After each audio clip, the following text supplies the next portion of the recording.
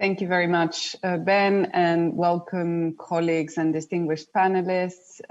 This is our first migration dialogue addressing gaps and emerging challenges of GCM implementation. And today we'll have the pleasure to discuss the impact of climate on migrants and on migration. I will, as a start, hand over to Mr. Jonathan Prentice, who is the head of the Network Secretariat and who by now does not need more introductions. Jonathan will set the scene for us and offer some opening remarks to introduce the discussion. Jonathan, please. I think you're on mute. Yeah, I have not learned that lesson. Thank you very much, Assise. Thank you very much, Ben, as well, for your constant professional technical support. As Assise said, this is the first of our thematic dialogues that will be taking place between now and the start of the International Migration Review Forum in May. And I'm very happy that we chose this important topic and that has been validated by the wide participation, the significant numbers who are joining us even as I speak. I'm also very grateful to the co-leads of this work stream in the network, namely ILO, IOM, and UNFCCC. Their leadership in this field are bringing together the UN system and a broad range of stakeholders really is to be commended, and I think embodies the spirit of what we're trying to achieve in the network, is to create a platform for coherent, joined up action on some of the most pressing migration issues.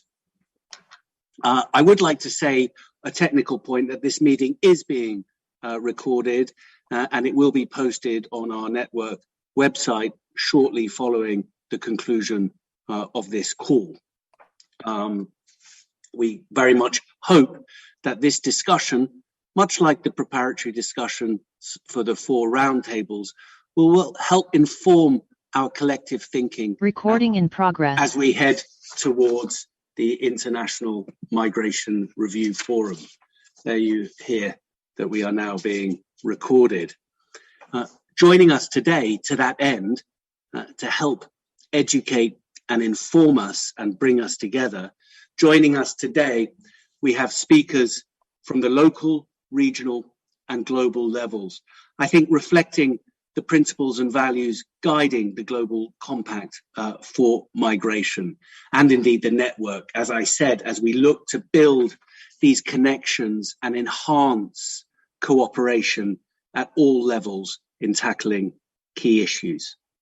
I would like to thank, in that regard, Jorge Munoz, the Mayor of Lima, who joins us today in his capacity as a member of the Mayor's Migration Council Global Mayors Task Force. We're very grateful to him and we're very grateful to the Mayor's Migration Council for their unwavering support to us in the network. I would like to also acknowledge Mr. Ahmed Amdihun, the Regional Programme Coordinator for Disaster Risk Management at the Intergovernmental Authority for Development. Sir, you are very welcome to join us today. His Excellency, Mr. Mustafizur Rahman, the Ambassador and Permanent Representative of Bangladesh, is with us today, and it is a great honour, sir, to have you with us. You will be joining in your capacity as co-lead of the UNFCCC's Climate Vulnerable Forum.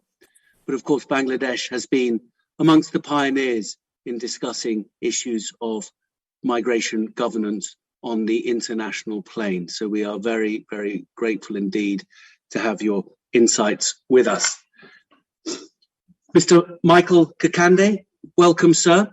You are the chairperson of the Resilient 40 and the founder and CEO of Two Hands, One Life. And we look forward very much to the insights that you will be able to bring to this discussion. And last, but certainly not least, it's my pleasure to welcome to this meeting His Excellency Dr. Ahmed Ihab Gameledlin, the Ambassador and Permanent Representative of Egypt. Egypt, of course, has the heady responsibility of hosting the next COP round, COP27.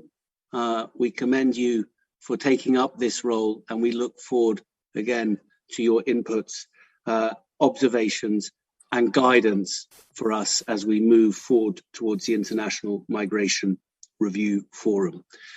There's been a number of guiding questions that have been put to this panelist to help stimulate discussion. They will, of course, also, I hope, be available to take any additional questions from the virtual floor following their interventions. And we really do encourage you to take advantage of this breadth of insight and experience that we have gathered here today.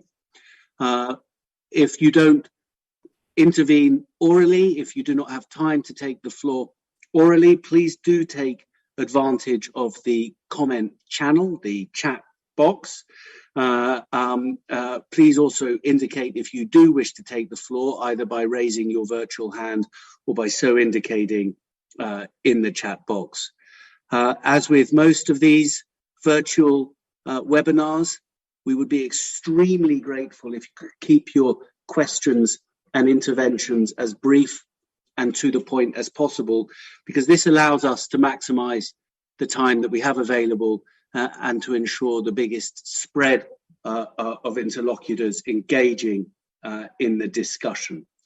And for those who are simply not able to engage today, we encourage you to post your comments in a specially dedicated discussion space that we launched around this dialogue. In conclusion, it is difficult to think of an issue that looms larger for us all, or that brings us all together in quite such a way as that presented by climate change and its ramifications. And indeed, the field of migration is no exception. I think it's important to note that this is not just a future issue. This is not just something of abstract concern. It is a current reality that we also need to confront. In the Paris Agreement and the SDGs and other complementary frameworks, however, we have options available to us to change the course we are on. So too is that the case with the Global Compact for Safe, Orderly and Regular Migration, and I would suggest in particular, but by no means exclusively, its objectives 2 and 5. And of course, we have the upcoming and the first International Migration Review Forum to assess progress on the implementation of that compact and the priorities for the way forward. We have opportunities to seek to come together to address this issue. Let us make full use of it. And so, without further ado, I will hand the floor back to our moderator for today, Asise Mateo, to conduct the proceedings moving forward. Asise, please. Thanks very much, Jonathan, for setting the context and the shape of this discussion today. Before I hand over to our distinguished panelists, perhaps I would like to remind everyone, as Jonathan did, that we have a discussion space open in the Migration Network Hub. This is to help frame the discussion today, but also to continue our exchanges after today's discussion and dialogue. So maybe before I introduce the panelists, I will remind everyone of the 3 guiding questions that were shared in advance of the dialogue to perhaps guide or give ideas as to the inputs that will be useful in today's conversation. These questions, you can find them in the discussion space. The link has been shared in the chat. And the first question is, what are the main challenges of implementing objectives 2 and 5 of the GCM? What has been done so far, and especially what actions have you or your organizations taken to address these challenges? The second question is, what would progress on implementing GCM objectives 2 and 5 look like? And how can the IMRF process assess this progress over time? And what are the ways you propose to do that? The third and last question, which has a couple of follow-up questions, is what actions should be taken to address and mitigate disasters, climate change, and environmental degradation as it relates to migration? Could your government or organizations help develop preventive measures? And what specific actions could be taken in the next 3 to 7 years, let's say? And would you suggest, or could you or your organizations make an associated pledge in this regard? These are the 3 questions that were shared. Now I would be very happy to start the discussion with the 3 panelists. And I will right now hand over to Alcalde Jorge Muñoz, Mayor of Lima. You have the floor for, let's say, 7 minutes. I am going to be the keeper of time as well. Muchas gracias. Thank you, Alcalde, por favor. Perfecto. Muchas gracias. Muy buenos Thank días. you very much indeed, and good day to all of you who are on this southern hemisphere. Good afternoon to those that are in the northern hemisphere. I would like to just comment on the fact that, in keeping with the last information that we received from the IOM, more than 35% of Lima's population comes from other regions of our own country, that's to say Peru. Lima has a long history of receiving internal migrants from other areas of the country. And we know that these migratory waves are important for our city, and into that internal migration wave, we've also had an added external migration wave, given that in recent times we've received more than 1 million international migrants exclusively from the country of Venezuela, most of whom who have stayed in Lima or reside in Lima in quite difficult living conditions, with no adequate accommodation, with no education, with no access to healthcare, and with a whole series of problems that have come through this migration having been so quickly carried out. This is an economic, a political migration, and then there's the COVID pandemic and other situations related to the climate that have perpetuated that situation. We know that there have been droughts and there's been water shortages. We can have temperatures that are somewhat extreme in other areas of the country, and people then flee and they all head for the capital to look for new opportunities and to not having to go through those water shortages and droughts in the areas that they're coming from. We have to also be very clear on the fact that Peru has been listed as a country with fragile populations and ecosystems, fragile that is to the adverse effects of climate change. And we have 7 out of the 9 characteristics so as to be listed as a vulnerable country in that respect. And I think we have to be very clear on that. And that has been underlined by the UN Framework Convention on Climate Change.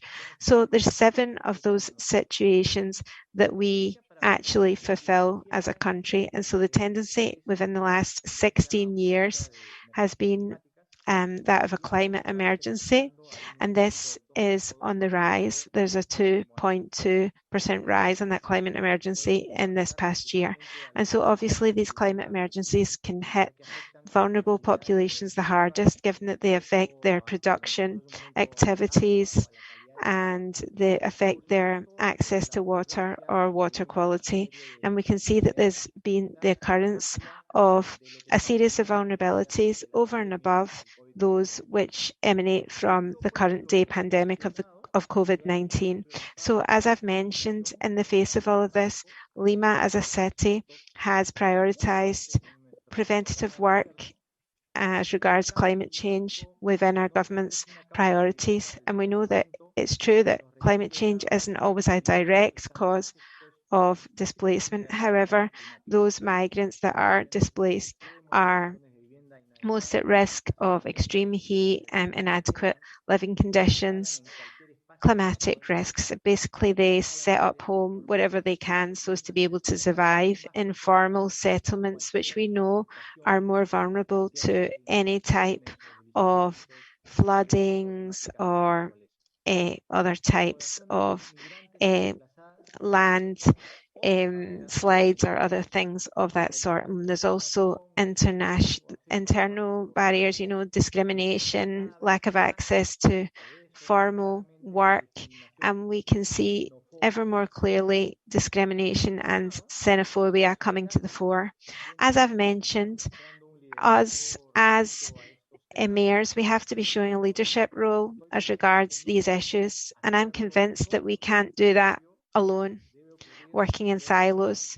No, this has to happen on a national, regional and local level, but also with an international perspective to it, so as to be able to generate, in fact, just that, a bigger, larger, higher scale solution. And that's why, in terms of Lima's mayoral office, we decided to take up this leadership role, this new initiative that was set up by the mayors of our International Mayors Council and the 40 that we mentioned earlier. And so Lima is a city within Latin America that obviously forms part of this working group, but given our proximity to the International Review Forum and COP27, we hope to be able to associate ourselves with other mayors' offices and cities in our region,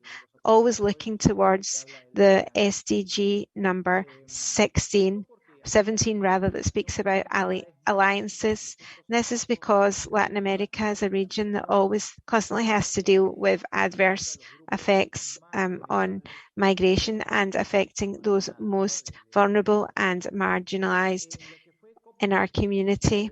And so in terms of COP26, which took place in November last year, our working group set out on that agenda with some concrete points to be dealt with, both nationally and internationally, so that we can have this national and international support in the face of these challenges. And within our agenda, we call upon our national and international counterparts to up the ante when it comes to consultation on migration policies and to strengthen state coordination on this topic, so that we can have multiple stakeholders that might be interested also being brought on board. And we can see that in terms of financing, we see that that's a priority, so as to be able to allow cities to be able to promote human mobility and deal with these issues related to climate change through the Green Fund for Climate, or investing in other new financial sources. Basically, the Council of Mayors was able to work on this through Lima as a city, so that our response to the pandemic would be more inclusive and better developed. And so the closer we get to the IMRF, the more we have to underline the importance of national governments and international organisations consulting their actual citizens, and they have to actually form associations with other cities so that mayors can recognise the fundamental role that local government plays, because it's local government that is closest to people on the ground, as we all know. And so we therefore have to go down this path so as to better implement climate change activities that we want to undertake. Thank you so very much for having given me the chance to participate in this forum, and I hope that we've been able to contribute in some way with these ideas that we bring to the fore. Thank you. Muchas gracias, Alcalde Muñoz. Thank you so much, very much, Mayor Muñoz, for your intervention. I apologize, but I have to get out of interpretation because I was hearing my own voice. This should be fine. Thank you very much, Alcalde Muñoz, for your intervention and for sharing precisely the experience and how cities are actually taking a leadership role, not only in prevention, but also in working with the SDG framework and with the GCM in these efforts. Thank you very much. I am now pleased to give the floor to Mr. Ahmed Amdihoun, who is the Regional Program Coordinator for Disaster Risk Management at the Intergovernmental Authority for Development, and who will share with us the views on prevention and adaptation work in East Africa and the Horn of Africa. Please, sir, you have the floor. Thank you very much, and good evening from Nairobi, good morning, afternoon, wherever you are. I would like to bring in the East African perspective to this panel, to this forum. Just to start with giving a perspective of what the settings are in the East African region. As you might know, the main livelihood stay for majority of the communities, let's say 70-80% of our communities, is subsistence farming and pastoralism. I think the story starts from there. In addition to the livelihood basis, also the rampant poverty, environmental degradation, and population explosions are some of the most important underlying factors when we try to understand migration in the context of climate change and other environmental changes. For this particular region, for Eastern Africa region, particularly climate variability and climate change impacts are much visible.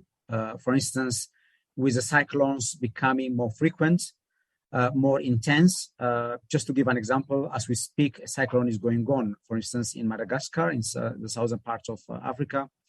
And that is a force within a few days. So that is a unique experience. So as the previous speaker mentioned, climate change is not a theoretical depiction of what's going on, but it is a reality that we are living.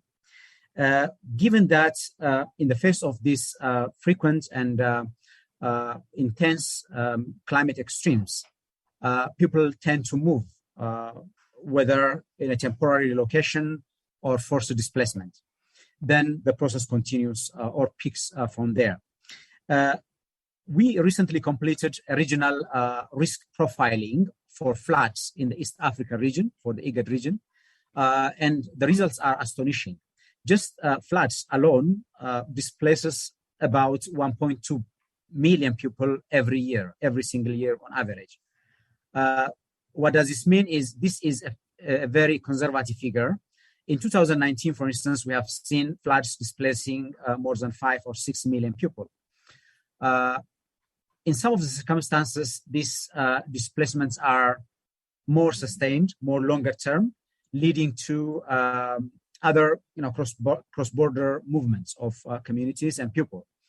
If I emphasize on the objective 2 of the Global Compact on migration, particularly the adverse drivers of contemporary migration, as I try to mention, the slow onset environmental degradations, the extreme natural events, climate events like the droughts, the floods, landslides, and cyclones are becoming or increasingly becoming the major source of migration, particularly contemporary migration. I'm defining migration in this context to be internally, people moving internally as well as in a cross-border setting. Conflict is also another important element to bring to this discussion. And more importantly, in the livelihoods I mentioned, resource-based conflicts are quite important to be taken into account. So the Global Compact for Migration, for instance, understanding the adverse drivers of the migration, very important attentions need to be given to those elements which I mentioned. In terms of the disaster preparedness and what needs to be done, I think the opportunity which I see for all of us is those global frameworks or global compacts and global agreements, starting with the GCM, Global Compact on Migration, the Sendai Framework for Disaster Risk Reduction, the Paris Agreement, and so on and so forth. I do believe that these are very fundamental opportunities presented to us all to be able to be guided by the priorities identified, also be ambitious to achieve those targets set in these global frameworks. Again, in the IGAD region, in the East Africa region setting, we as IGAD, for instance, be able to align our risk management strategies to those 4 priorities of the Sendai. Also, most of the discussions and collaborations and partnerships that we are working on currently are also driven by those regional strategies. Just to mention maybe one, there is a joint project, a joint multi-partner trust fund project, and of course with IOM, ILO, UNHCR, and PDD and others, where we bring in together our joint collaborations to try to understand migration in the context of slow onset events, sudden onset events, particularly the floods and the cyclones. I think such model-based, evidence-based approaches are quite essential, particularly to drive policy and development agendas in the region. It's only then that we'll be able to understand the scope of the risk, the nature of the risk, and be able to put appropriate risk mitigation or prevention strategies. As IGAD, as East Africa region also, I would like to bring 2 important protocols for this particular region addressing migration in the context of the adverse effects of climate change and slow onset environmental changes. The first one is a free movement protocol, which calls particularly for more open borders with very much understanding of safe, orderly movement of people and communities within member states. I think such an important protocols need to be fast-tracked and implemented to be able to control migration, which is more risky in terms of the people who are moving and also the host communities who are hosting the people who are migrating. The other important, also very context-specific protocol we are having is a Transhumans Protocol, which is basically designed in a context of pastoral communities moving in search of water and pasture. If you can make it more orderly, more conflict sensitive, in a more resource sharing ways, and so on. So those are, I think, quite important opportunities for us to be able to advance such discussions and such contributions from Eastern Africa region, for instance, toward this safe, orderly migration for this part of the region. Finally, as a last concluding remark, I would like to say migration in the East African setting or in African setting particularly is considered to be an adaptation mechanism in the face of extreme climate events. But as we always say, this needs to be more orderly, safe, and also more regular. That is what I would like to emphasize, and thank you very much for the opportunity. Thank you very much, Mr. Ahmed Amdihoun, for actually sharing such an important perspective, which is the regional one, and how working with global frameworks allows to bring some responses to the adverse impacts of climate change and how these relate to conflict and also the livelihoods of communities. Thanks very much also to our two panelists for keeping the time so well on their interventions. I am now very pleased to hand over to His Excellency Mr. Mustafizur Rahman, Ambassador and Permanent Representative of Bangladesh, who will share with us the views and the work of the Climate Vulnerable Forum. Excellency, you have the floor. Thank you, Madam Moderator, Excellencies, colleagues, ladies and gentlemen. At the outset, I sincerely thank the UN Network on Migration for inviting me to speak in this important panel. Indeed, it is an honor for me to be here with some distinguished panelists and experts. Ladies and gentlemen, climate change is a formidable challenge to the humanity. It affects severely our lives and livelihoods. Every year, we witness increased, enhanced, intense, and erratic climate events. Studies also indicate that climate-related phenomena were responsible for 91% of all recorded disasters over the past 20 years. In terms of the impact of climate change on migration, I would like to say that there is an intrinsic connections between climate change and migration. And this interrelation is defined, among others, as follows: like sudden onset disaster cause immediate displacement and forced migration. Second, slow onset disasters, along with other factors, often influence migration. The UN has forecast that by 2050, the number of environmental migrants could be anywhere between 25 million and 1 billion, which is enormous number. If we consider our national context, we will know that Bangladesh shares only 0.47% of global greenhouse emissions. However, we are the 7th most climate vulnerable nation in the world. Every year in Bangladesh, many people are uprooted from homes and moved to other places due to frequent sudden onset disasters like floods and storms. At the same time, slow onset disasters are changing our livelihood patterns, mostly in the coastal areas. Scientists predict a 1 meter sea level rise could inundate 1/5 of our land, virtually displacing more than 40 million of our people. So it's no surprise that the country is often referred to as ground zero for adverse impacts of climate change. However, we took the challenge seriously. In the meantime, Bangladesh has emerged as a leader in climate change adaptation. We established the Bangladesh Climate Change Trust Fund in 2009 for climate adaptation. This fund supports more than 800 adaptation and resilient building projects. Currently, we are preparing the National Adaptation Plan. We host the regional office of the Global Center on Adaptation for South Asia, which is established to promote and disseminate the collective regional efforts for accelerating locally based climate adaptation mechanisms.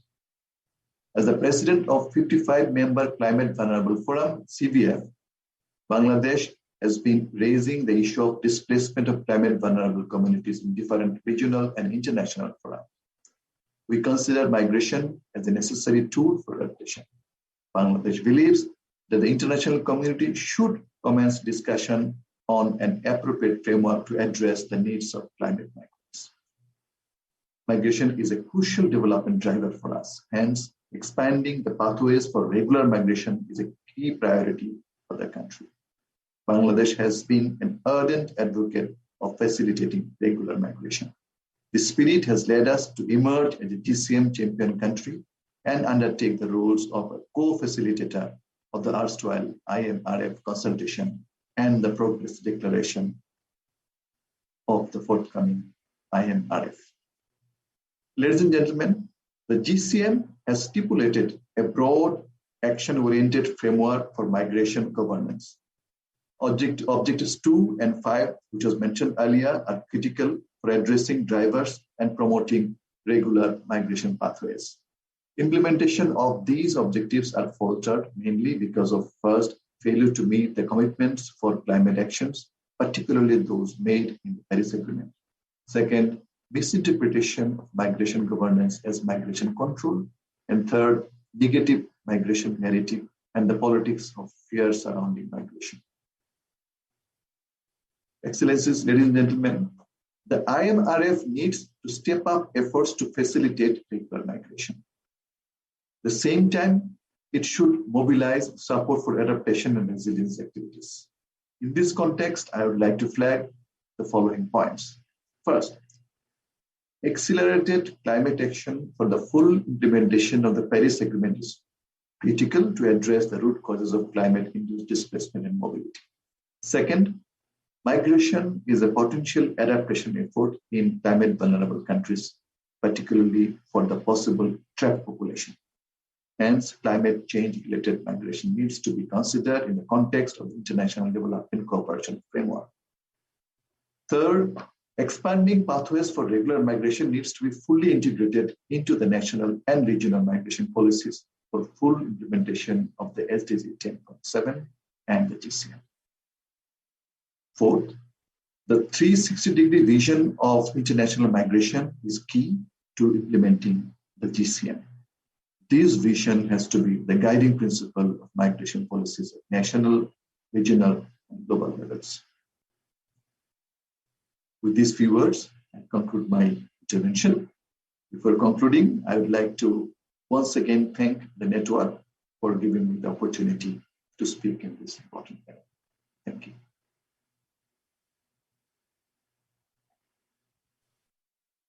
Thank you very much, Ambassador Rahman, for sharing those remarks and also the priorities also of Bangladesh as we approach the IMRF and in the negotiations of the Progress Declaration. I have to say I am extremely happy that the timing of our discussion is going as planned. The floor is now open for questions and to engage in the discussion. My colleagues, I know, are taking note of requests, but also I also would like to say that unfortunately Mayor Jorge Muñoz had another appointment, but his colleagues are with us to answer any questions you may have on his intervention. I also would like to say that during the discussion we will also have an intervention of Michael Kakande as main discussant. But maybe if you'll agree, I'll take 2 or 3 questions before handing over to Michael as discussant, and then I will propose that we go to our panelists to answer those questions. I will now give the floor to Paola Vela is in the technical team of Mayor Jorge Muñoz.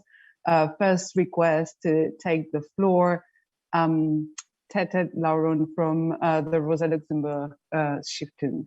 Please. Yes, thank you very much for giving me the opportunity to share some of my reflections. I think what I heard tonight is mostly developing countries' perspectives to address and mitigate disasters, climate change, all of which are migration drivers, where we also have a huge number of trapped populations, aside from those displaced and forced to migrate. So my question to our panelists, how do you see all of these issues in the light of the UNFCCC principle of common but differentiated responsibilities, especially of industrialized countries, which are also the largest and historical polluters, to achieve GCM objectives 2 and 5? Do you see the same tensions between developing and developed countries that have played out in the climate negotiation space also to be manifest at the IMRF, especially in the light of the IPCC Working Group 2 report on losses and damages? Thank you so much.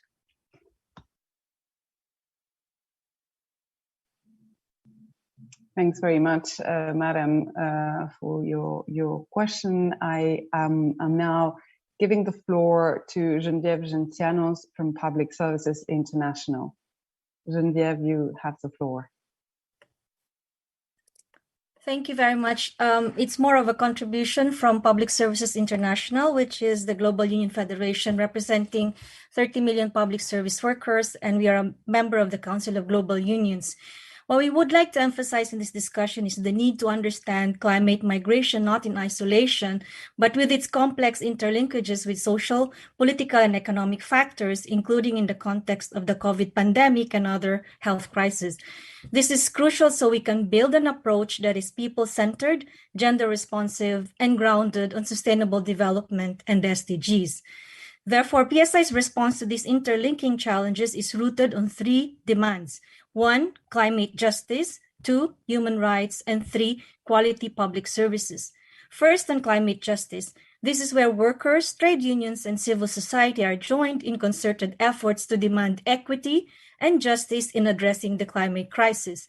This means holding rich countries who have contributed the most greenhouse gas emissions accountable for causing the problem of climate change, for which the poor in developing countries are paying heavily, sometimes with their lives. And we heard that from our honorable speaker from Bangladesh. We continue to engage in social dialogue and advocacy for a just and equitable transition for all workers affected by loss and damage from climate change in moving towards low-carbon energy production and other climate change response measures. Second, human rights above all else. There must be fundamental respect for human rights and humanitarian law in dealing with migration, mobility, forced displacement, relocalization, and all measures dealing with the impact of the climate crisis on peoples and communities. There must be fundamental respect for human rights and humanitarian law. So whether the person is referred to as a migrant, refugee, or an internally displaced person or IDP, and whose movement or displacement was impacted by or a result of climate change, she or he is entitled to the full protection of her or his human and labor rights. We need to strengthen the existing normative framework on migrant workers. Towards this, we must continue to promote ratification and effective implementation of the UN and ILO conventions on migrant workers and other international labor standards. Thus, we call on all states to uphold also the UN Convention of Refugees and demand for a fair sharing of responsibility in receiving and hosting refugees. Remind states hosting IDPs to adhere to the UN guiding principles on internal displacement, and as provided for in the GCM, provide more rights-based legal pathways to migration while preserving the integrity of the asylum system. And thirdly and finally, we will hardly survive this climate crisis if we do not provide quality and inclusive public services. We have seen in the pandemic, disasters, and conflicts how essential it is for public goods to remain available, accessible, and universal. Migration should not be our core solution for adaptation because not everyone wants to migrate, to be separated from their land, culture, and livelihood. Often, it is the poorest and most vulnerable who are not able to migrate or would not want to migrate. Our core adaptation strategy must first and foremost be about allowing people to stay, build resilience, and adapt. Investing in public services is the best strategy for societies, displaced communities, and host communities to adopt, build resilience, and pursue equitable and sustainable development. The provision of public goods and services is essential to our lives and must not be left to the whims of the market. We must continue to fight privatization and put people over profit.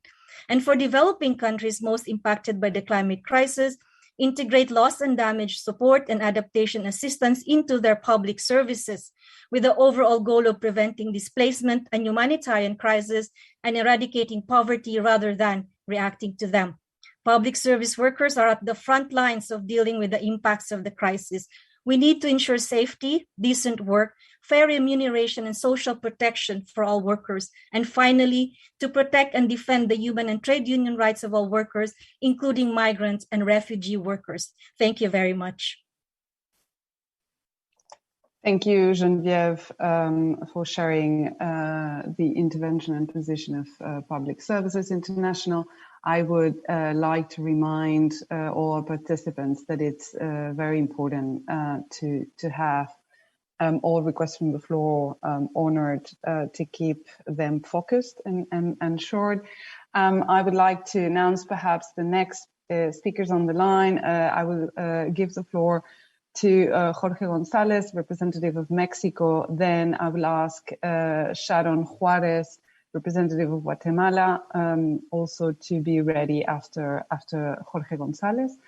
And then I will hand over to Michael for his reflections as well. And thank you very much. Jorge, please, you have the floor. Thank you very much, Asise. I have some very short points I would like to highlight and then a question, and I will speak in Spanish if you allow me.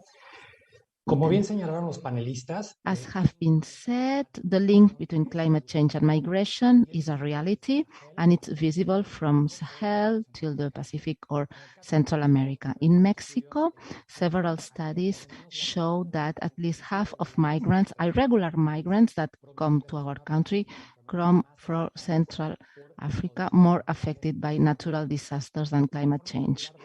And this irregular migration force them into a very vulnerable situation. Luckily enough, we have the GCM and other global and regional frameworks to create public policies in order to avoid these situations, to promote the respect and protection of human rights of these people, and to find solutions. And there's three topics which I consider important. First, availability of data. Despite the efforts to get more and better information of these migration flows, we still have big challenges in this field.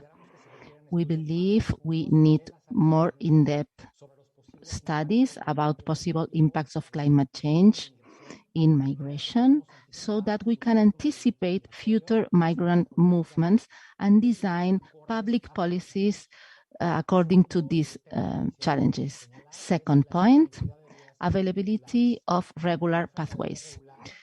The offer of regular pathways as visas or temporary work permits are a specific solution for these migrants and to promote a safe, regular, orderly, and human migration. It's clear that we have very good practices in all regions and also very interesting materials as the ones to protect migrants for disasters, which has been prepared by a platform. Mexico is one of the participants. And third, we have to accelerate global frameworks and regional frameworks. In Mexico, we have a holistic development plan together with Central America and North America, as well as the UN, to promote social and economic development for environmental resilience, and also to stop with irregular migration in the region. We want to follow ODSs, GCM, Paris Agreement, and Sendal.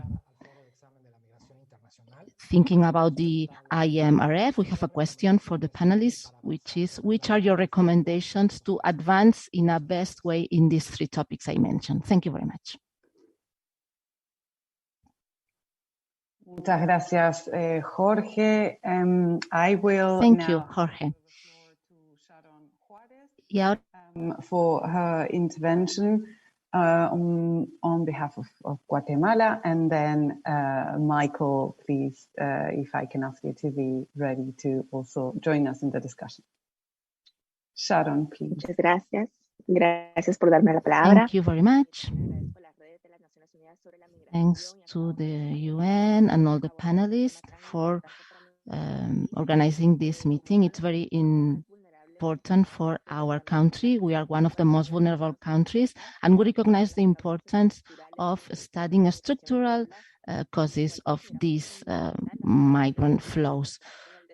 We believe developing economic development is very important, bearing in mind the different goals and the Agenda 2030. We've been implementing initiatives with specific measures for social protection, development, adaptation to climate change, sustainability, and food health and food security.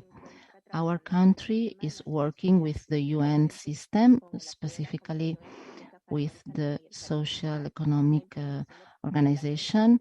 We are implementing a development plan. We've been working in 10 specific programs.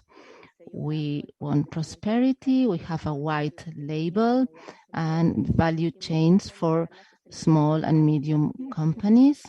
We are also working on the adaptation and strengthening immediate response causing mobility. Again, I would like the panelists to share their opinions in order of how to create a better funding for these initiatives, because we consider them, they are very important for people and they require synergies among the different agencies and also the GCM. Thank you very much.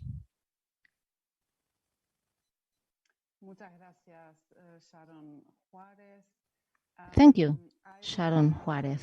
The floor to Michael Kekande, who is the chairperson of Resilient 40 and also founder of Two Hands on Life, an NGO working with migrants and fishing communities in Uganda to help build resilience of communities faced with climate adverse phenomena. Michael, you have the floor. Oh, thank you for having me. I'll start off by thanking the International Organization on Migration, International Labour Organization, and UNFCCC for bringing us together and for the opportunity to participate, the distinguished dignitaries and colleagues from all over the world for taking time off, contribute to these very important discussions. First, as young people, as children, this is what we find is at stake. Climate change is already a direct challenge and threat to children's rights and well-being. Close to 1 billion children, nearly half of children globally, are extremely at high risks of its impacts. They face a deadly combination of exposure to climate shocks and limited access to services that build their resilience. So children today face a childhood of extreme weather events spiraling out of control with little or no political will yet in addressing the same. So you find that uprooted children and young people are among the most exposed to these impacts of climate change, as earlier on discussed by my brother Ahmed from IGAD and the previous speakers, yet, they have the least resources to cope. Often, as well, they're often excluded from resilience building efforts, participatory planning, and youth-led decision-making on climate change. These children remain unheard and their potential overlooked. So this is what we want to do, or this is what we hope to be done. The window to prepare for the impacts of climate change is closing quickly, but prioritizing the following urgent actions could lead to better outcomes for children, their communities, and the countries, and now and in the years to come. So we need to, 1, minimize the risk of displacement in context of climate change, including by taking ambitious action to reduce global emissions. Second, strengthening inclusive services and systems for children and young people on the move, and take measures to keep essential services running after disaster strikes. This includes education, child protection, and nutrition. The third would be prepare for climate mobility and ensure safe migration is an option for children and families affected by climate change before they become displaced. And the final one would be partnering with young people uprooted, including by giving them a seat at the table in climate change processes. The International Migration Review Forum COP27, United Change conferences taking place this year will bring governments, donors, and civil societies together to accelerate progress on global climate action. These summits are critical moments to listen to the voices of children and young people, including those uprooted by climate change.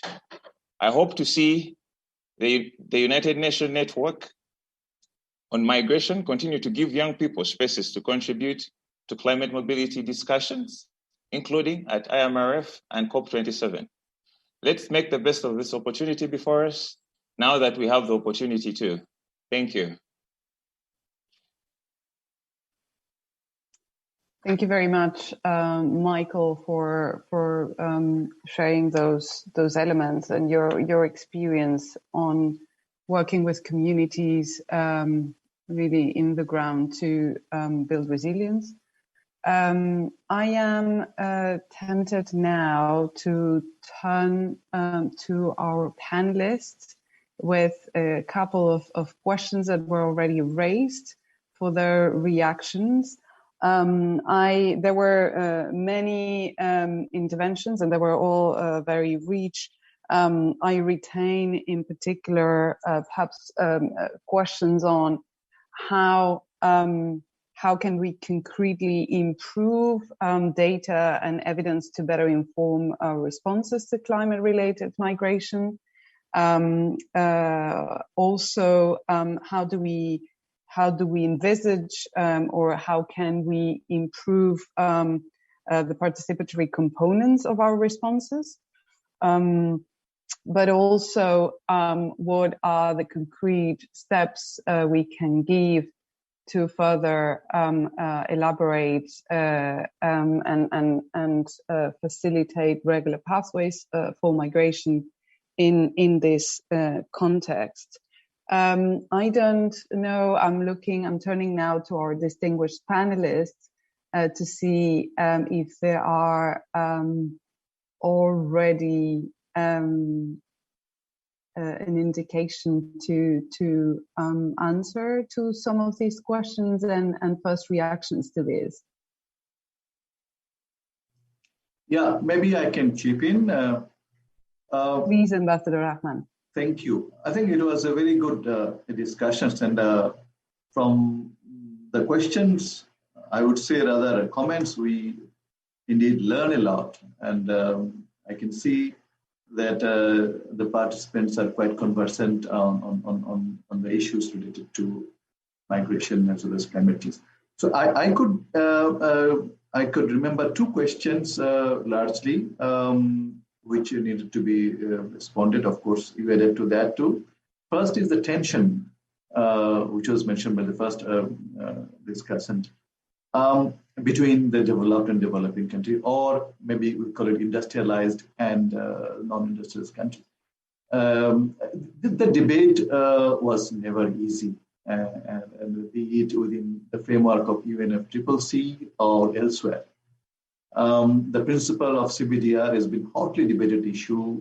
We spend a lot of time in each and every forum these things come for discussion, including during the negotiation of SDGs. So this remains a bedrock principle for the developing countries. Of course, it is challenged often by our developed partners. But then it is also the case that we could find a reasonable ground with our partners in many of the documents that we adopted over the last couple of years or so. The issue of the polluters pay principle, the climate justice, accountability, these are the very strong positions often been expressed by or pursued by the developing countries, and as usual being resisted by the developed countries because they don't want to pay, to be honest. But then, the discussion is going on. Another challenge is about the migration issue. See, you will see in any migration-related forum, there is very scant participation of developed countries or the migrant receiving countries. So this weakens the discourse and finding a solution-centric discussion in different forums. It is largely because of the negative migration narrative that I mentioned in my initial intervention also, and the policies of fear surrounding migration. So we have to get out of that mindset that migration is inevitable. It is a phenomenon existed throughout the history, and we can stop it by imposing any measures. See, so the only way to stop irregular, risky migration phenomena is through promoting regular or orderly migration. And it is possible if we can cooperate, if we understand the value of migration as a development drivers, as I mentioned in my intervention. I think one of the speakers also said so. So, I mean, this is perhaps an area both separately within the migration discussion as well as discussions on migration related to climate change. Even today's meeting, I don't see that many developed country partners are in the discussion. So this is frustrating, and we need to reach out. We need to bridge that gap in order to help us get what we want to get. And second question was about the discussion, why we should get the discussion, whether it is IMRF, GCM, COP27. I think we should discuss this issue in every possible forum, because this is an issue of such magnitude which affects all countries, all nations of the world. No one is immune. Climate change doesn't stop at the border of any country. So the discussion would need to be strengthened and in every possible forum. So that's my suggestion on two issues. And about data, you mentioned, of course, we are very weak in terms of data in the developing countries. We don't have the capacity in many of our countries. So UN can step in to bridge the gap, help us collect data in our countries to find good data for the policymakers to frame appropriate policy to combat climate change and migration. Thank you.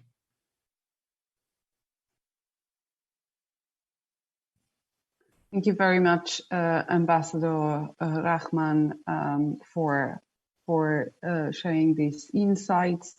I am now we have a long list of speakers, and I just want to reassure everyone that we are keeping track of these. I see next in the line Mohamed Al-Maita, and then Tagreed Ode, and Sonia Plaza and Timo Schmid. So without taking more time, I will hand over to Mohamed Al-Maita for his questions and intervention, please. شكرا. I will speak in Arabic, so you can use the translation. شكرا جزيلا. Thank you very much. Quickly, I will talk about the Arab region. We have migrant labor that is mainly prominent in the irregular and informal sectors. Usually, there is a lack of laws and regulations as well as authorities that can preserve the rights of migrant laborers. Unfortunately, most of this labor is low-skilled. In addition, there is a lack of equality. There's much inequality and discrimination, particularly gender-based discrimination amongst migrant laborers in the Arab region. I'm talking about the Arab region because I am in the Arab Federation of Trade Unions. What are the efforts that can be deployed in order to strengthen the skills of the migrant laborers in order to guarantee the equal right and treatment, particularly compared with national laborers, in order to ensure that those are not secluded from any propositions or solutions proposed for the future and to mitigate the impact of climate change on labor market. Thank you. That's all I have to say.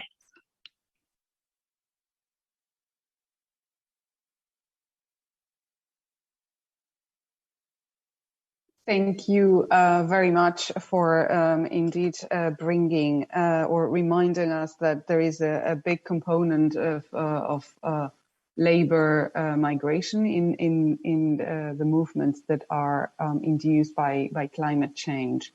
I will now give the floor to Tagreed Ode. Please, you have the floor.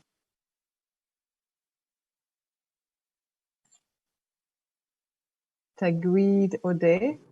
Yes. Yes, thank you. You're welcome. Yeah, thank you. I'll speak in Arabic as well. I'm sorry. I'm driving, so if you're hearing some noises, that's just because I'm driving. أنا أتحدث من الأردن.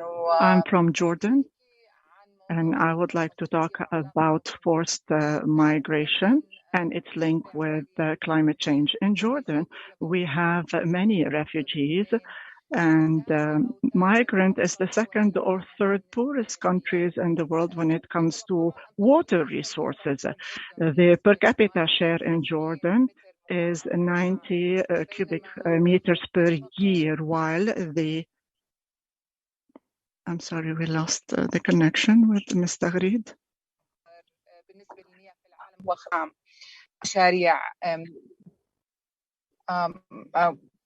Where did you lose me? Okay. My question is, are there any international projects that are focused particularly on countries that receive huge numbers of forced migrants? For example, like the case it is in Jordan, where we have 29% of the refugees, refugees represent 29% of the total population of the country. Thank you. Apologies again, but the sound was really interrupted. Thank you very much, Tagreed Ode, for your intervention. Indeed, there was a bit of a breakdown on the line, but please don't hesitate in sharing that in the chat box if you wish, and also in continuing perhaps your engagement in the discussion space.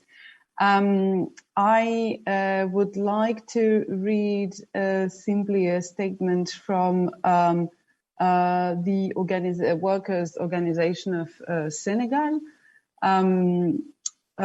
who is suggesting that we work further on developing regular pathways for labor migrants, indeed. I am not sure there was a particular question in that intervention, but I just want to make sure to relay the message. Now, I am going to turn to Sonia Plaza from the World Bank for her intervention. Good morning, good afternoon, everybody. It's Sonia Plaza here from NOMAD, the Global Knowledge Partnership on Migration and Development and the World Bank. It's a pleasure here to be in the discussion, and thank you very much for all the panelists. It has been very enriching discussion. I have two questions. One question for the Mayor Jorge Munoz, who has left, but maybe the people order can be doing. This is applied for all the mayors. How we ensure policy coherence between the mayors of the city and the mayors of the districts. Just to give a concrete example, on one side, we are talking about climate change protection, making sure that we are protecting everybody on the climate change. On the other hand, we are destroying green areas, parks. So in case of evacuation or earthquake, or in case that we have people to have green areas to really have places where to go, we are destroying in favor of construction. So this is happening in Lima and in several districts in Lima, especially in the district of Surco, where they have destroyed all the parks, the green areas, and nothing has been done.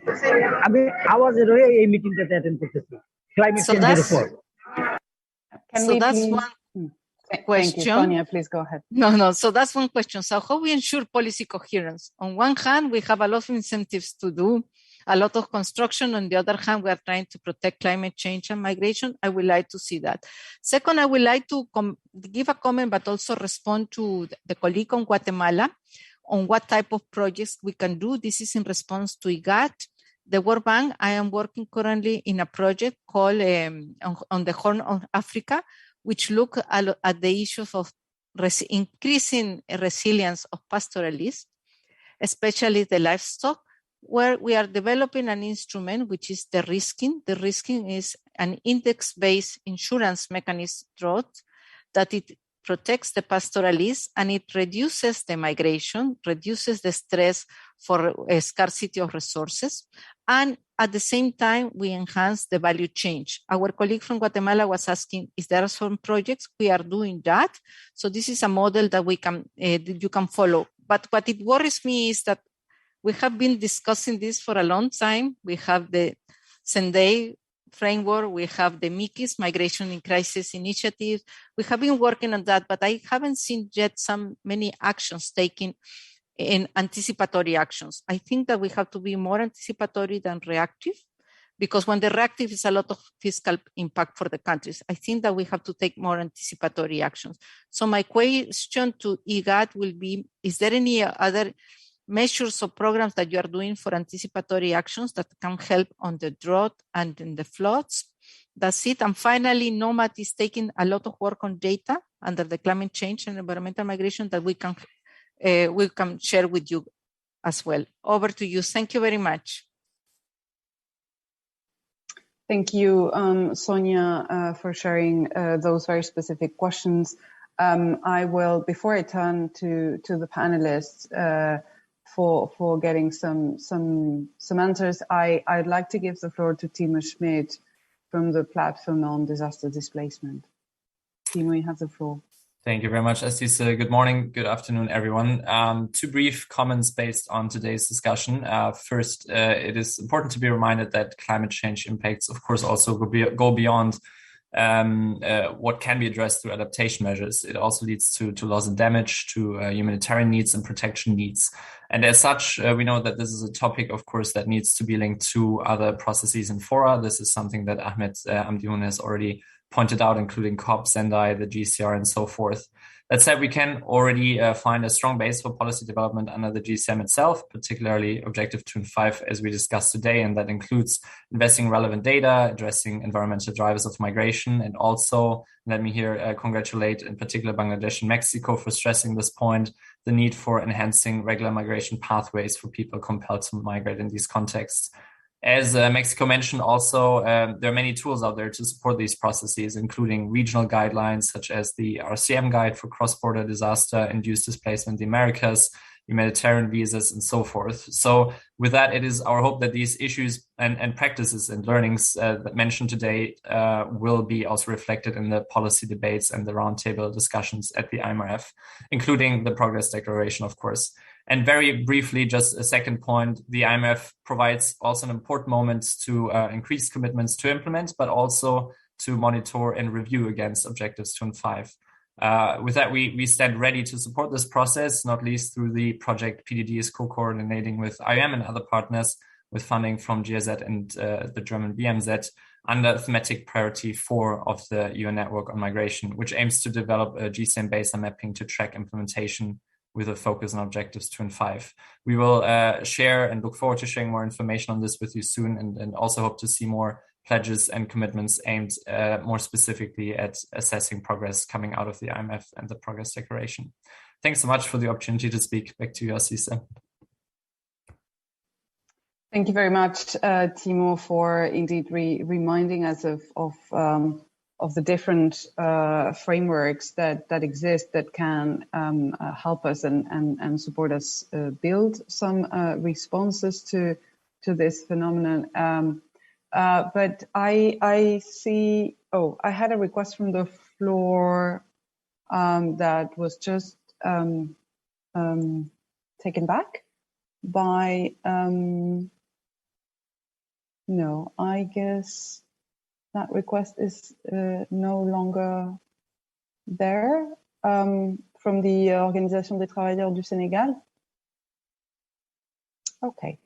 So please feel free to ask for the floor again. I'm now perhaps turning to Ahmad Amdihoun, if there are any specific reactions to the questions posed by Sonia on actually working on pastoralism to enhance resilience. Thank you very much again for the opportunity, and thank you, Sonia, I think, for flagging that, and particularly with respect to the World Bank collaborations. I think I understand and I know we are closely collaborating in addressing development response to displacement and so many projects. But on this particular one, Sonia, I would like to give you a good news that IGAD has recently completed, or let's say at the draft stage, a roadmap for anticipatory actions. We'll be very much happy to collaborate to advance that agenda. But we really repeat the importance of proactive approaches, a front-loading approach than always reacting to disasters. We seem to be moving in circles.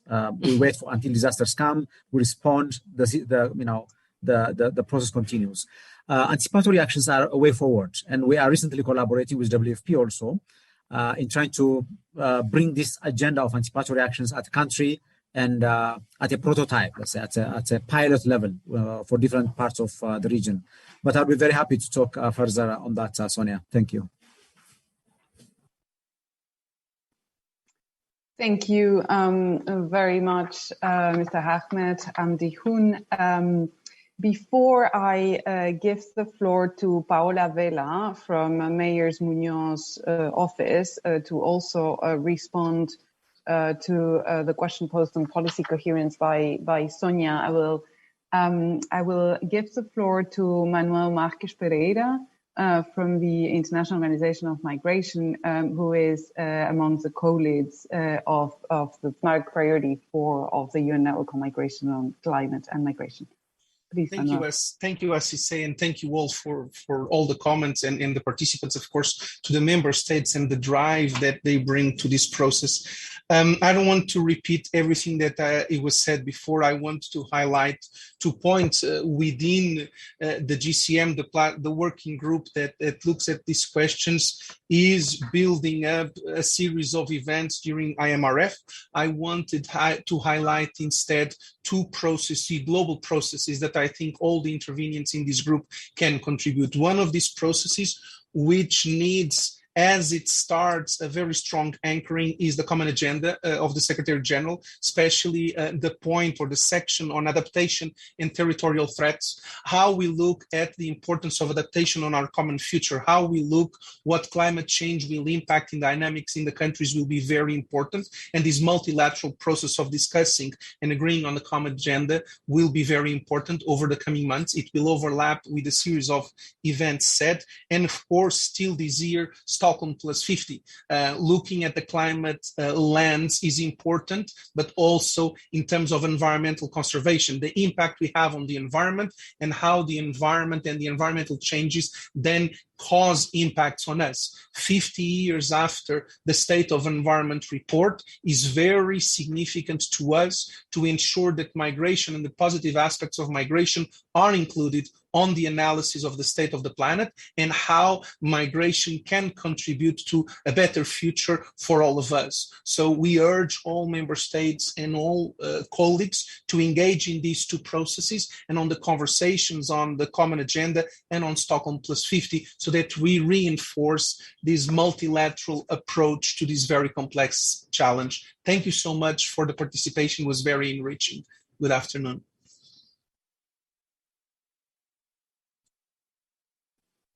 Thank you very much, Manuel, for also sharing these insights and useful reminder that also a way of working across frameworks and processes and multilateralism actually mean as well that we can and should bring a coherent voice to those and that we we have to have those in the radar to elaborate how implementation of the GCM can contribute to those existing processes as well.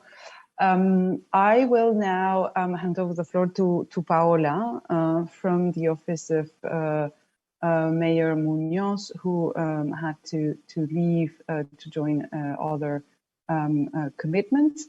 Paola is ready to answer the question on how to enhance policy coherence and responses across different districts and cities, but mainly different levels of government. Paola, you have the floor. Sí, muchísimas gracias y buenos días. Thank you very much. Thanks to all the participants for all the comments and the questions. Sonia, thank you for your question. In order to find this coherence between public policies, we have a local plan for climate change. It was approved last year. Excuse me, but there's background sound. It was a participative action. We heard the opinions of civil society, and with this plan, we have specific actions to safeguard and to guarantee that in Lima city, we have green areas and measures to preserve them. One of these actions is a program called Trees for Lima. We want that in 2030 have 4 million trees planted. We have more than 450,000 planted already. Other activities in this plan are increasing green areas in the province, implementing ecological forests in the north. This ecological forest will be developed in the framework of a specific project that wants to enlarge the public bus system in the city. Apart from that, we have other preventive measures because of the increase of some disasters in Lima. For instance, we try to reduce 90% of population exposition near the rivers, implementing an early alert system. We try to reduce risks in hotspots in these areas near the river. And we are working in order to have 4 intelligent neighborhoods with green corridors and other micro solutions for housing and watering system that we will need in order to have Lima as a green city. Everything within the ecosystems and green areas in our plan with a resilient vision and reducing emissions in the city. Thank you very much. Gracias, Paola. I will. Thank you, Paola. Now, perhaps close the list for interventions from the floor. We're nearly reaching the time for this discussion that was extremely interesting, and actually in which we had insights from almost all levels of government and response. I just want to make sure that we are really keeping track of your interventions, suggestions, and particular questions, especially as we are all preparing for the discussions at the International Migration Review Forum. I will now turn to His Excellency Dr. Ahmed Ihab Gamel El-Din, Ambassador and Permanent Representative of Egypt, who will share with us final remarks as Egypt is preparing to host COP27 this year. Ambassador, you have the floor. Thank you, Aziza, Excellencies, and dear participants and panelists. At the outset, I would like to thank the Migration Network and the co-leads of this work stream for their efforts in organizing this important and timely dialogue, and for inviting me to wrap up our discussion, which will feed into Roundtable 1 of the first IMRF. I would be pleased to provide some brief remarks in Egypt's capacity as President of COP27. I would also like to thank the panelists for their insightful interventions and the numerous participants for their rich discussion, which I will now attempt to wrap up. This broad multi-stakeholder panel brought together a wide range of representatives from the local, regional, and global levels. One message that came through very strongly is that climate change is already upon us, and its adverse effects have become a reality for millions of people worldwide, and that we need to act now. Internal and external migratory waves result from both rapid onset and slow onset events, and displacement due to climate-induced natural disasters and extreme weather events is constantly on the rise. Migrants are also most at risk of climate-related impacts, which interact with other sources of vulnerability, such as poverty, exclusion, and the COVID-19 pandemic. As the speakers emphasized, the Global Compact for Migration recognizes in Objective 2 and 5 that the adverse effects of climate change are drivers of migration, and sets out a number of actions to address them, including adopting adaptation and resilience strategies and cooperating in the area of solutions. Such cooperation includes providing legal pathways for migration for those affected by climate change, disasters, and environmental degradation. A number of challenges to achieving Objectives 2 and 5 were emphasized. More attention needs to be paid to the migration-related impacts of sudden and slow onset disasters and impacts of climate change, which threaten food security, water security, livelihoods security, and socio-economic development. The international community also needs to do more to achieve coherence between states' commitments under the Paris Agreement, the Sendai Framework, and the Global Compact for Migration. More ambitious action is needed to reduce global emissions. Unless states meet their commitments in the area of climate action, we will not be able to address climate-induced migration and displacement. The proliferation of negative migration narratives is also a challenge. We heard from our distinguished panelists a set of good practices and recommendations to address these challenges. These include prioritizing prevention, strengthening the leadership role of cities and local actors, and establishing cities alliances at the regional level. At the national level, we heard of an initiative to establish a national fund for adaptation in Bangladesh. And at the regional level, the two protocols of the IGAD region, namely the Free Movement Protocol and Transhumans Protocol. In terms of recommendations, the speakers emphasized the importance of evidence-based policymaking, as well as investing in data, information, and forecasting for preventive and anticipatory action. The importance of raising awareness regarding vulnerability was also emphasized, as well as increasing inclusivity of all stakeholders, including cities and local actors, youth and women, and empowering them to benefit from climate finance. Participants also emphasized the importance of climate justice, equitable transition, and investing in socio-economic development and resilience to prevent displacement. The importance of intergenerational equity was also underlined.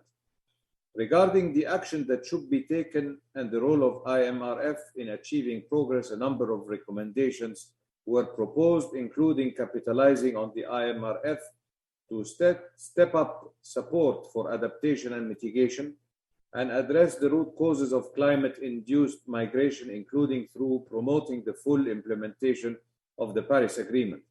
The IMRF should also strengthen regional and global normative frameworks and encourage states to ratify and adhere to relevant international instruments.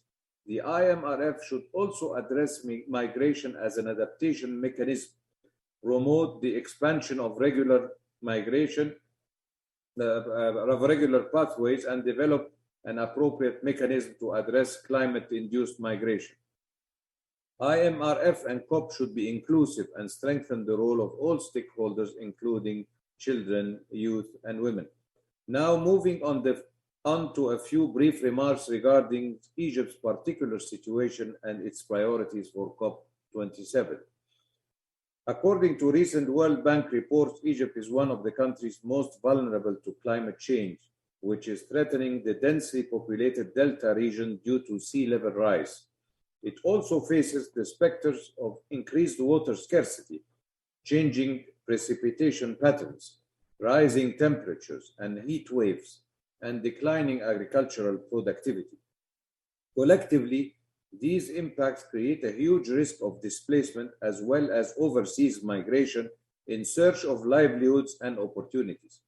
Egypt is committed to investing in preventive measures and adapt to climate change to achieve food and water security. In addition, Egypt is expected to receive increasing flows of persons affected by the rapid and slow onset impacts of climate change throughout Africa. Egypt is committed to advancing policy coherence to address this challenge, including through organizing the annual Aswan Forum, which promotes mainstreaming migration in national development planning in Africa and advancing responses across the humanitarian development peace continuum. As president of COP27, Egypt is keenly aware that the impacts of climate change continue to affect lives worldwide, causing casualties, displacement, and exacerbating conflict, requiring us to step up our collective efforts in a number of areas simultaneously. First, the humanitarian system must continue to adapt to the challenges posed by climate change. There is an urgent need for a paradigm shift to advance anticipatory action, preparedness, and disaster risk reduction based on reliable scientific evidence, forecasting, data gathering, and exchange. Greater political commitment is needed to develop global forecasting and observation systems and predictive analytics that can help us prevent climate-induced displacement. Second, we must continue to build resilience and adapt to the adverse impacts of climate change, particularly current and short-term impacts such as drought, heat waves, cyclones, water scarcity, and flooding. At the country level, we need to integrate climate-related risks, including forced displacement, in national planning and peace-building efforts. We also need to increase support for addressing loss and damage. At COP26, the Glasgow Loss and Damage Facility was launched to support efforts to address loss and damage and increase financing, technical assistance, and capacity building. We look forward to further building on this outcome. Third, adaptation efforts need to be complemented by means of implementation and financing, as well as action to mitigate and reduce emissions from all sectors through a just transition approach. During its COP presidency, Egypt will continue to mobilize and encourage the review of NDCs towards making the 1.5 degree target within reach and ensuring that 2 degrees is not exceeded. Indeed, it is encouraging to hear of the efforts of humanitarian organizations to green their own operations and reduce their carbon footprints. Egypt believes there is an urgent need to shift from pledges to delivery and implementation through timely and holistic actions at scale, balance between adaptation and mitigation. We also stress the importance of clear indicators on implementation. Egypt is committed to building on the outcomes of COP26 in Glasgow and continuing the difficult conversations we had there, including ensuring accelerated delivery of the $100 billion and making progress towards doubling adaptation financing. We also welcome the participation of all stakeholders in COP27, and we look forward to reflecting all the diverse views which will increase our discussions, particularly in the informal track of panels and pavilions and initiatives that could be launched or that could be elaborated, and we look forward to advancing and implementing together. If we do not act now to step up climate mitigation and adaptation measures coupled with the necessary means of implementation, the number of people displaced by climate change will continue to multiply. This is particularly true for the countries most vulnerable to climate change, which paradoxically contributed least to the climate crisis, yet are the most impacted by its devastating consequences. Therefore, as in sum up, climate change is a global crisis and requires a global response, greater ambition, and more concerted international action. Thank you very much.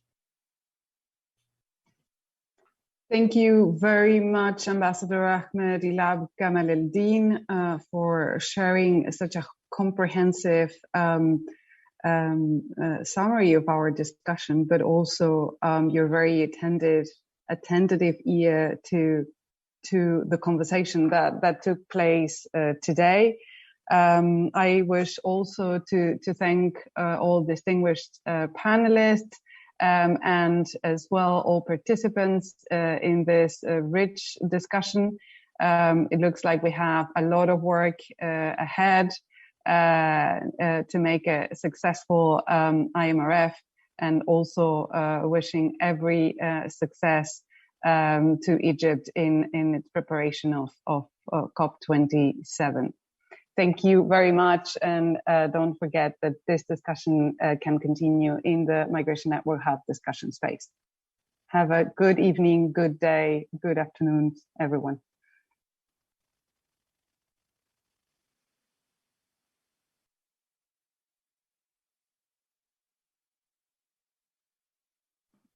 Thank you.